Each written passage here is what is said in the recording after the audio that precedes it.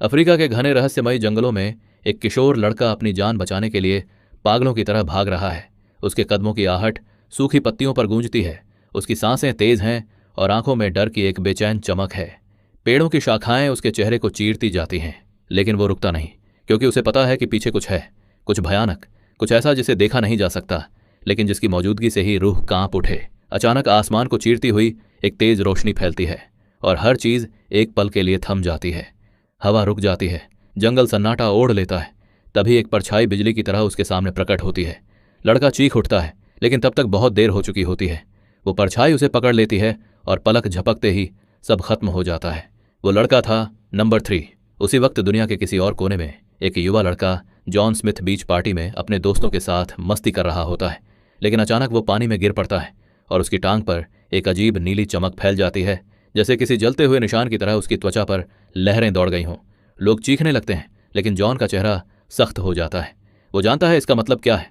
उसकी तरह का एक और मर चुका है और अब अगला नंबर उसका है। जॉन पृथ्वी का नहीं है, वो एक दूर खूबसूरत लेकिन अब बर्बाद ग्रह लोरियन से आया है।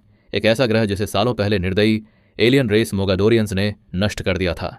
लोरियन के विनाश से बचाने के लिए वहां के 9 गिफ्टेड बच्चों को उनके प्रोटेक्टर्स यानी सीएपैन्स के साथ पृथ्वी पर भेजा गया था। मकसद सिर्फ एक था, छिपकर बड़ा होना, ताकतें विकसित करना और एक दिन लौटकर अपनी खोई हुई दुनिया को वापस हासिल करना। लेकिन मोगाडोरियंस ने उन्हें ढूंढ निकाला और अब वे उन्हें एक एक करके मार रहे हैं। 3 मर चुके हैं और अब जॉन है नंबर 4। उस रात हेनरी, उसका गार्डियन, एक पल भी बर्बाद नहीं करता। उसे पता है कि अब उन्हें तुरंत गायब होना होगा, इससे पहले कि मोगाडोरियंस उनका पता लगा लें। हेनरी सारी नकली आईडीएस जलाता है, हर दस्तावेज मिटा देता है और दोनों रात के अंधेरे में गाड़ी लेकर निकल पड़ते हैं। जॉन के लिए ये जिंदगी नई नहीं है, वही पुरानी कहानी, वही भागना, नए शहर, नए नाम, नए स्कूल, हमेशा किसी और का रूप धारण करना, हमेशा किसी से दूर रहना। लेकिन अब वो थक चुका है। वो अब सिर्फ जीना नहीं चाहता, वो खुद को महसूस करना चाहता है। आखिरकार वे एक छोटे शांत शहर पैराडाइज ओहायो पहुंचते हैं। हेनरी वहां एक पुराना सा घर किराए पर लेता है और पिता का नाटक करता है। दोनों लोगों से दूरी बनाकर रहते हैं, लेकिन जॉन अब कुछ और चाहता है। एक नॉर्मल लाइफ, दोस्तों की हंसी, स्कूल की मस्ती, शायद थोड़ा प्यार भी। अगली सुबह जॉन पैराडाइज हाई स्कूल में दाखिला लेता है। वहीं उसकी मुलाकात होती है सारा हार्ट से, एक खूबसूरत संवेदनशील लड़की जिसे फोटोग्राफी का जुनून है। सारा के कैमरे के पीछे एक ऐसी निगाह है जो हर चीज़ में खूबसूरती ढूंढ लेती है। लेकिन इस कहानी में एक रुकावट है। सारा का एक्स बॉयफ्रेंड मार्क जेम्स, जो स्कूल का सबसे घमंडी जॉक है, उसे बिल्कुल पसंद नहीं कि सारा किसी और लड़के से बात करे। शुरुआत में जॉन दूर रहने की कोशिश करता है, लेकिन किस्मत उन्हें बार बार टकराने पर मजबूर करती है। सारा में एक सच्चाई है, एक मासूमियत, और जॉन के दिल में धीरे धीरे उसके लिए कुछ गहराई से उभरने लगता है। इसी बीच जॉन के अंदर कुछ अजीब बदलाव शुरू हो जाते हैं। एक रात उसकी हथेलियां नीली तेज रोशनी से चमक उठती हैं। उसे ऊर्जा की लहरें निकलती हैं, एक ऐसी ताकत जो उसने पहले कभी महसूस नहीं की। हेनरी बताता है कि ये उसकी लेगेसी है, लोरियन बच्चों की विशेष शक्ति। हर एक के पास अलग अलग शक्तियां होती हैं और अब जॉन की शक्ति जाग रही है। लेकिन शक्ति के साथ खतरा भी आता है, क्योंकि हर बार जब कोई लेगेसी सक्रिय होती है, मोगाडोरियंस उसे महसूस कर सकते हैं। दिन गुजरते हैं और जॉन अब छिपा नहीं रह पाता। वो एक दिन एक लड़के सैम गुड को मार्क की गैंग से बचाता है। सैम थोड़ा अजीब है, एक कॉन्स्पिरेसी थ्योरिस्ट जो एलियंस और सीक्रेट कवर अप्स पर यकीन करता है। सैम का मानना है कि उसके पिता को एलियंस उठा ले गए थे। जॉन सच्चाई नहीं बताता, लेकिन सैम की ईमानदारी और क्यूरियोसिटी उसे अच्छा लगने लगता है।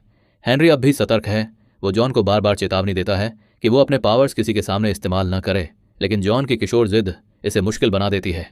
हैलोवीन फेस्टिवल की रात मार्क और उसके दोस्त उसे परेशान करते हैं, और जब हालात काबू से बाहर हो जाते हैं, जॉन का गुस्सा और उसकी शक्ति दोनों फट पड़ते हैं। सबके सामने उसकी हथेलियां नीली बिजली की तरह चमक उठती है। अगले दिन हेनरी समझ जाता है कि अब राज छिपा नहीं रहा और कहीं दूर मोगाडोरियंस उनके सिग्नल को पकड़ चुके हैं। मोगाडोरियंस डरावने हैं, लंबे फीके, जिनकी आंखें पूरी तरह काली हैं और चेहरे पर गिल की तरह निशान। अब उनका अगला शिकार नंबर 4 है। सारा इस बीच जॉन को अपने घर डिनर पर बुलाती है। वो शाम किसी सपने जैसी लगती है, परिवार की गर्माहट, हंसी, रोशनी और एक सामान्य जीवन का एहसास। सारा की मुस्कान जॉन के अंदर के खालीपन को भर देती है। उसे पहली बार लगता है कि वो भी इस दुनिया का हिस्सा बन सकता है। लेकिन हेनरी याद दिलाता है, सपने खतरा हैं, वो प्यार करने के लिए नहीं, जिंदा रहने के लिए बना है। जॉन के पावर्स और मजबूत होते जाते हैं। हेनरी उसे ट्रेनिंग देता है, अपनी ऊर्जा को नियंत्रित करना सिखाता है। अंधेरे में उसकी हथेलियां बिजली की नीली चमक बिखेरती हैं। हेनरी बाकी नंबर्स की बातें करता है, जो अब भी जिंदा हैं, जो कहीं ना कहीं लड़ रहे हैं। इसी बीच सैम अपने पिता के पुराने पेपर्स में अजीब सिंबल्स खोजता है, वही सिंबल्स जो जॉन के पेंडेंट पर हैं। सैम बताता है कि उसके पिता लोरियन नामक ग्रह पर विश्वास करते थे। जॉन हैरान रह जाता है, लेकिन इससे पहले कि वो समझ सके, हेनरी के कंप्यूटर पर एन्क्रिप्टेड सिग्नल्स आने लगते हैं। मोगाडोरियंस आसपास पहुंच चुके हैं। हेनरी और जॉन भागने की तैयारी करते हैं, लेकिन इस बार जॉन इनकार कर देता है। उसे सारा से प्यार हो चुका है, वो अब भागता नहीं, जीना चाहता है।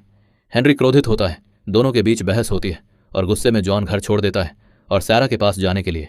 उधर मोगाडोरियंस हेनरी तक पहुंच जाते हैं। सैरा के घर जॉन सब कुछ सच बता देता है कि वो इंसान नहीं, लोरियन से आया है और अब उसे मारने के लिए क्रीचर्स पृथ्वी पर हैं।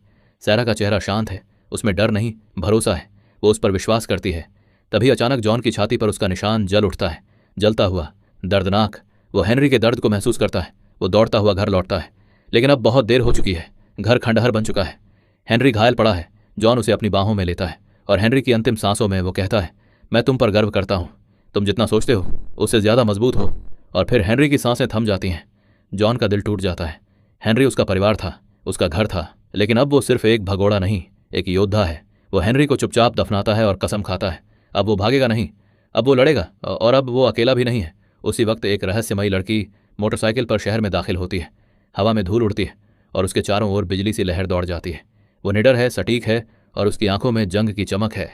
वो है नंबर 600। वो मोगाडोरियंस की शिकारी है। दूसरी तरफ जॉन अब शहर से दूर जंगलों के बीच छिपा हुआ है अपने दोस्त सैम के साथ। सैम वो लड़का है जो पहले एलियंस की बातें सिर्फ किताबों में मानता था, लेकिन अब उसकी आंखों के सामने सब सच हो चुका है। जब सैम को हेनरी के पुराने दस्तावेजों में ये पता चलता है कि हेनरी ने कभी उसके पिता से संपर्क किया था, तो सब कुछ जुड़ने लगता है। सैम को एहसास होता है कि उसका पिता शायद लॉरियन के प्रोटेक्टर्स के साथ काम कर रहा था, शायद हेनरी के साथ ही।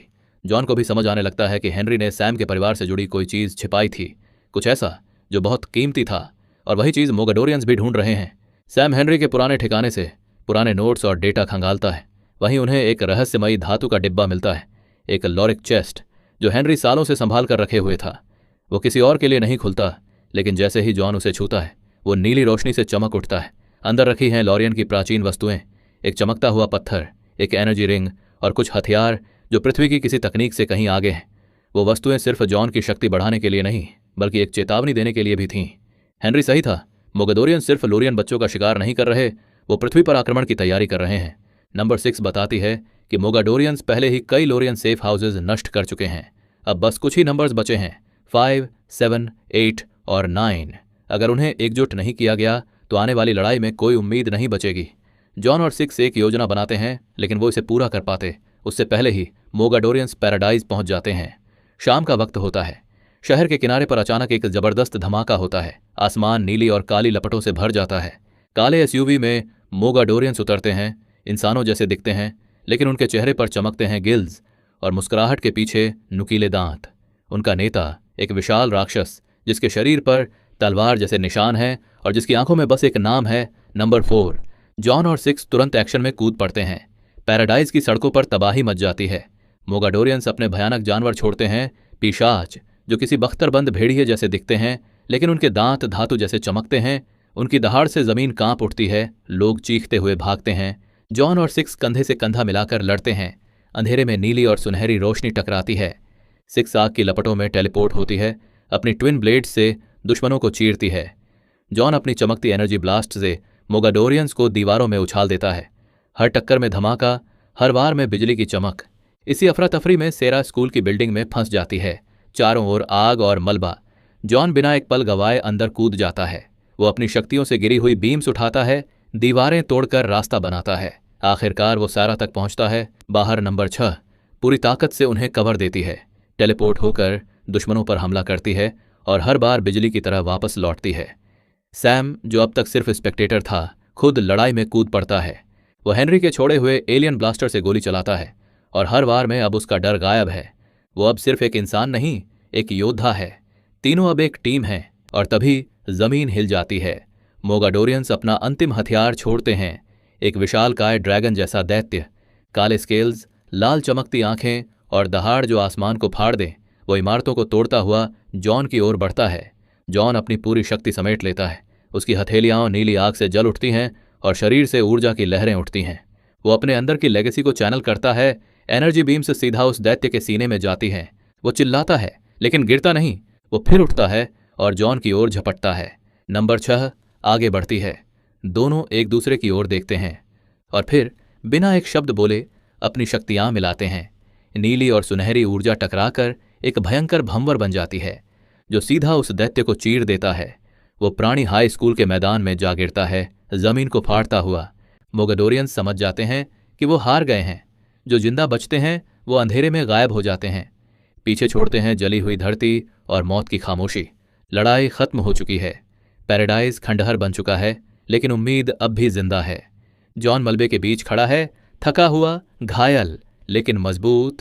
नंबर 6 उसकी तरफ देखती है, हल्की मुस्कुराहट के साथ कहती है, अब तुम खुद पर यकीन करने लगे हो।